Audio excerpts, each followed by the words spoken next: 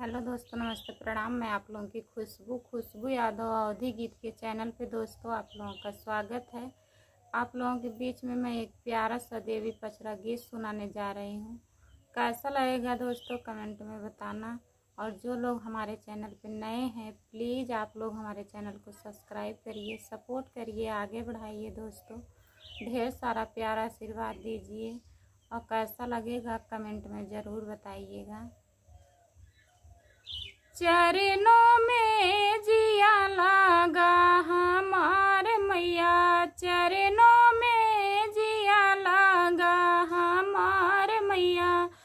कवन सेवकवा मैया के पुकारे, कवन सेवकवा मैया के पुकारे। काऊ मंगई वरदनवा हमार मैया, काऊ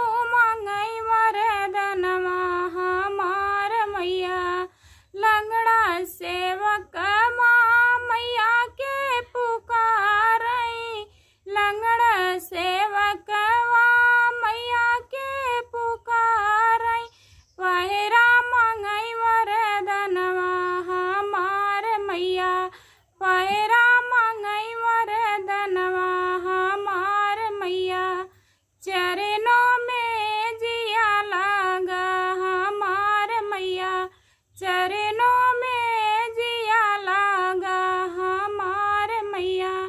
कवन सेवकवा मैया के पुकारे, कवन सेवकवा मैया के पुकारे।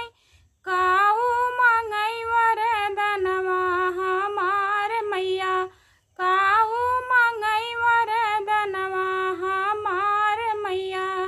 बाझिन सेवकवा मैया के पुकारे, बाझिन सेवकवा मैया के पुकारे। ललना मंगई वरदनवा हमार मैया, ललना मंगई वरदनवा हमार मैया। चरणों में जिया लगा हमार मैया, चरणों में जिया लगा हमार मैया। कवन सेवकवा मैया के पुकारे, कवन सेवकवा मैया के पुकारे। काऊ मंगई वरदनवा हमार मैया, काऊ मंगई वरदनवा हमार मैया। कड़िया सेवकवा मैया के पुकारे, कड़िया सेवकवा मैया के पुकारे। काया मंगई वरदनवा हमार मैया, काया मंगई वरदनवा हमार मैया। चरणों में जिया लागे हमार मैया, चरणों में जिया लागे हमार मैया।